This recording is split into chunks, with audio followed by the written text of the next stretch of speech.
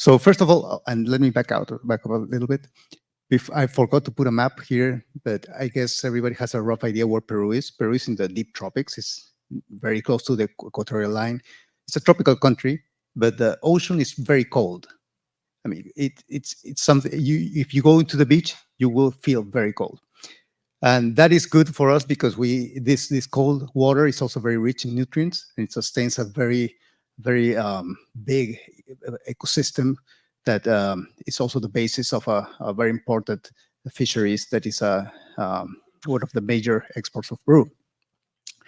And that is very unusual for the tropics to have cold water, and that is because the winds are blowing in such a way that it's bringing the cold water from the deep, and it's maintaining this surface cool and nutrient rich. So that's our baseline. But El Nino is when the ocean goes back to what it's supposed to be. So I mean, this is something we've known for a long time. This is a couple of documents from the late 19th century. So this is talking about the one on the left. It's in Spanish because it was written in Peru. It's talking about a warm countercurrent that is going from north to south, from Ecuador into Peru, bringing hot water, probably producing all the severe rainfall we had in that year along the coast. The coast of Peru is normally a desert. It doesn't rain there normally. And that's because of the cold water. But when we have hot water there, a lot of moisture in the air, a lot of heat in the atmosphere, you can get a lot of precipitation as well, and floodings and debris flows, etc.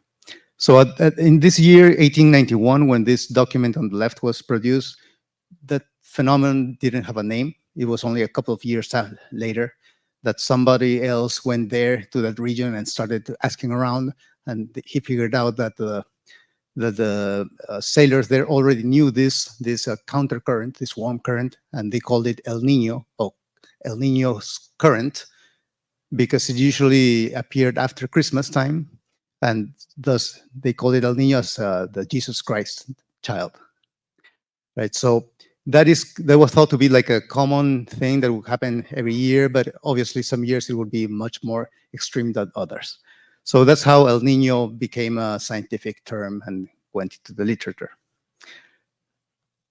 Nowadays, people associate with El Nino with climate impacts worldwide. It's supposed to be like this large-scale warming of the equatorial tropical Pacific Ocean that produces effects in changes in the circulation patterns of the atmosphere everywhere. But the most direct effect of El Nino happens on the northern coast of Peru, as I just mentioned. And I already talked about how El Nino can be associated with very strong precipitation and flooding. So these two graphs here are showing two of the longest records we have of El Nino along the coast of Peru. The one on the top is a river discharge, or one of the rivers up there near the equatorial line. And the one on the bottom is the sea surface temperature measured a little bit to the south of that. And you can see both have a very large variability year to year. These are February through April averages because this is the warmest and rainy season. So you can see that, for instance, in the top, the Piura River is pretty much most of the time very low discharge. This has very little water, but there's years like 1998 or 83 or 2017 and 1925 in which was huge. I mean, this is in, perhaps the numbers are not telling you much, but the precipitation we had in those events was comparable to the wettest parts of the Amazon. So we go from a desert to Amazon grade precipitation, and this totally changes the climate there. So, and we can see also that the sea surface temperature also follows along, or I would say leads with a similar variability, but there's not a one-to-one relation between the two. For instance, perhaps you all heard that in 2016, so between 2015 and 16, we had a very big El Nino event worldwide,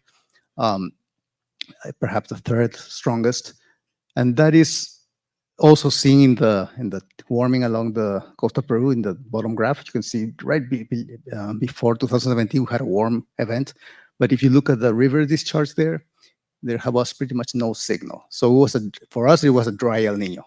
So people in Peru were really confused because we made a forecast. I mean, when I say me, here we're talking about the government science institute. We said, well, it's very likely that it's going to be El Nino, and it was El Nino because the ocean warmed, but it didn't rain.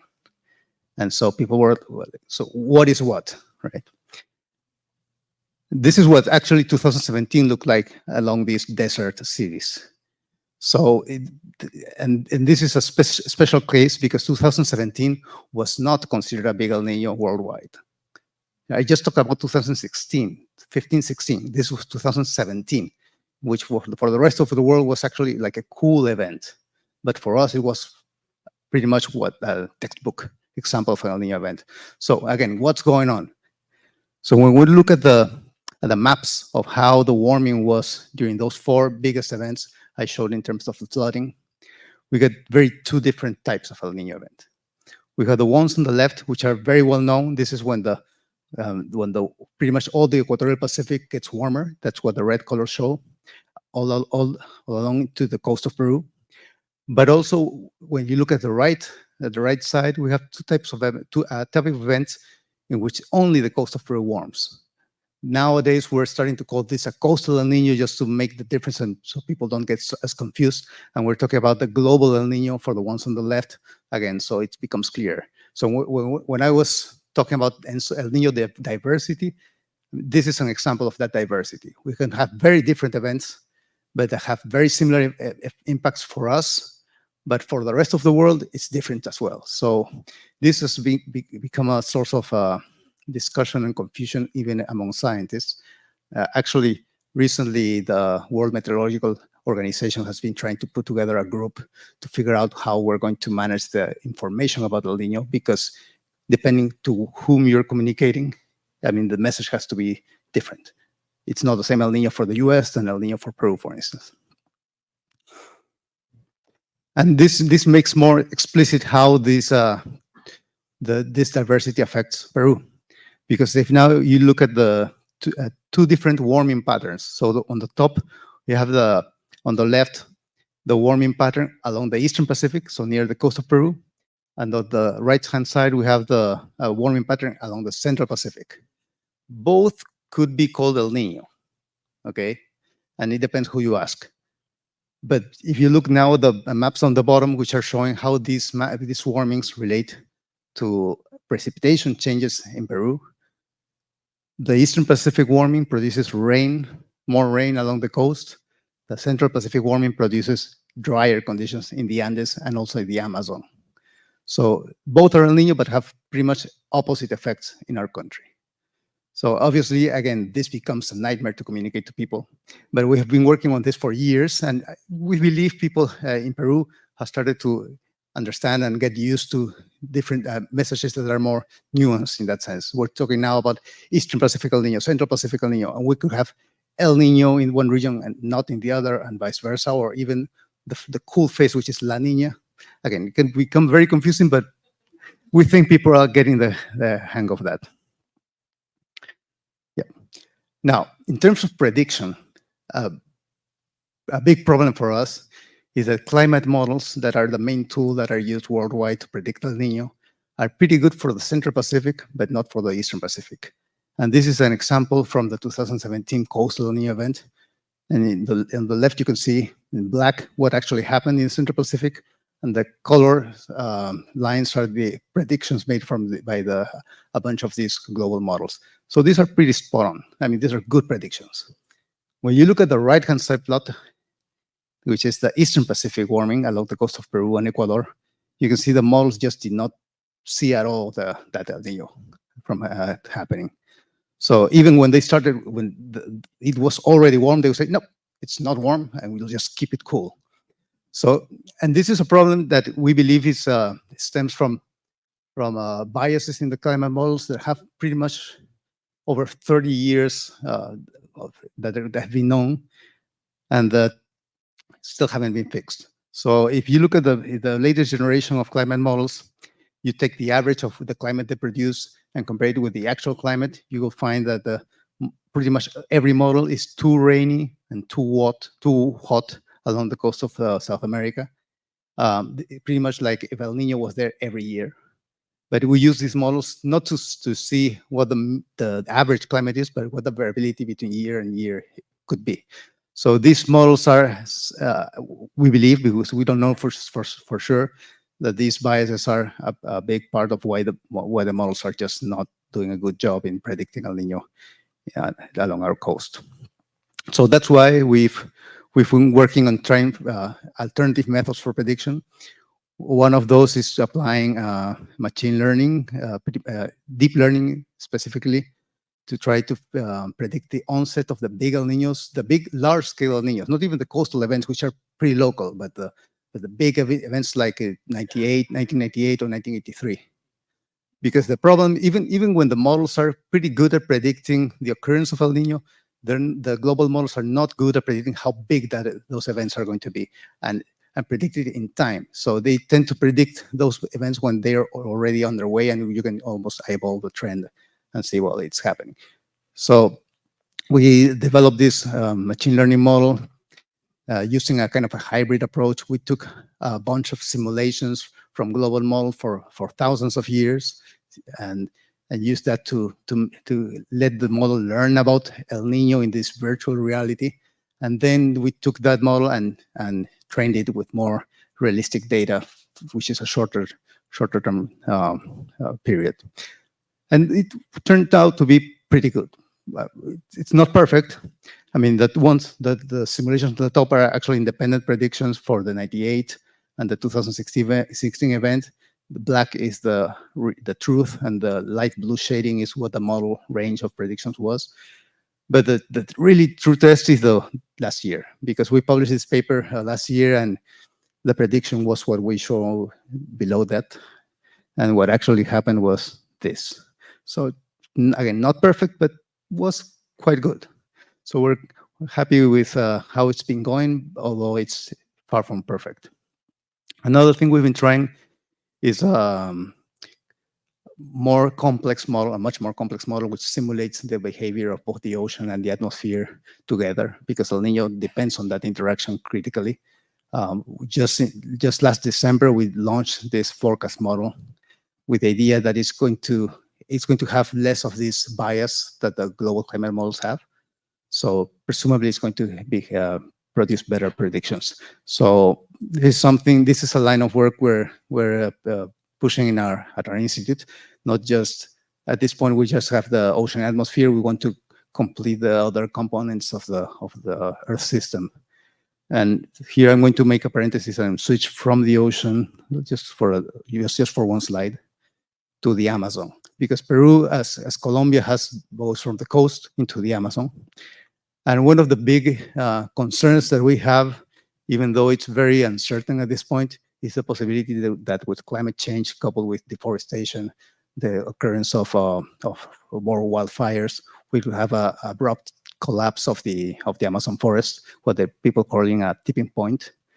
So there is a lot of uncertainty about this, and a recent study of the latest simulations, which is shown in these plots, what it's saying is that in certain models, Earth system models that incorporate both the vegetation and the atmosphere all interacting, you can get to a point like in the top of the top plot here, which the forest is growing slowly, and then it collapses. Like it's a 60% reduction in 25 years.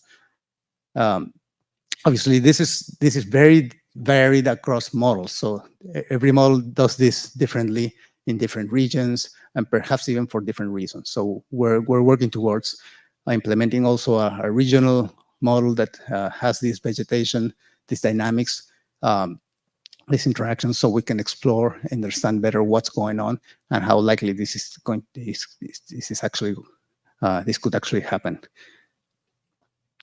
And we're collaborating with the French IPCSL to incorporate the land surface model into our regional model. So that's going back to the ocean and now climate change. Well, climate change is affecting pretty much everything in the world, in particular the ocean. You know, most of the extra energy that the Earth is gaining because of greenhouse gases is going into the ocean. It's being captured by the ocean. And obviously that means that the ocean is heating up. The surface temperature is projected to keep going up, as in the top left plot. But also less well known is that the marine heat waves, which are extreme warm events in the ocean, is also projected to go up.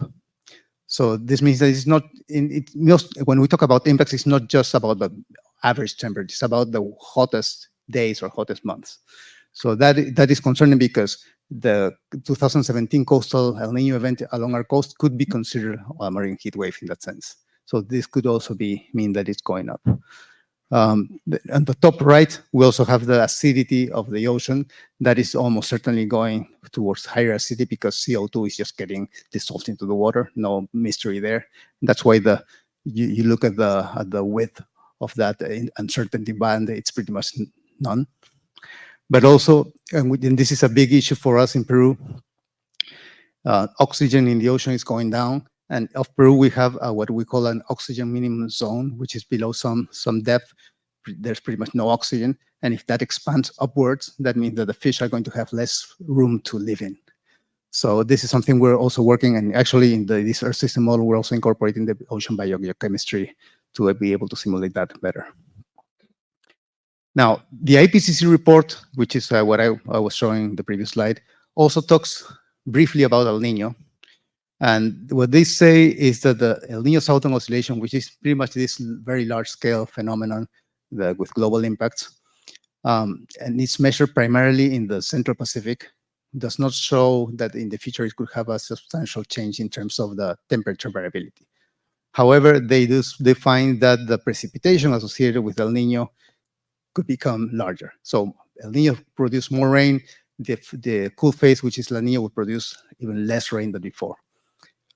However, if you look not just in the Central Pacific, but we look at the Eastern Pacific as well, we find that pretty much every climate model that adequately reproduces El Nino indicates an increase in the variability in the sea surface temperature, and that the frequency of occurrence of extreme El Nino events such as 1983 or 1998 could increase, say, by 59% between the 20th and the 21st century. 59% larger frequency. It's a huge number. However, it's difficult to see that frequency when you only have, say, 3 major events in the last 100 years. Particularly, we had in 98, 83, and the previous similar one was in 1878. So it's very low frequency, very few of these events to actually see a trend. What the research is also showing is that the signal of climate change on El Nino, so when we could say, okay, El Nino is becoming more frequent because of climate change, should become more apparent around now, 2030-ish.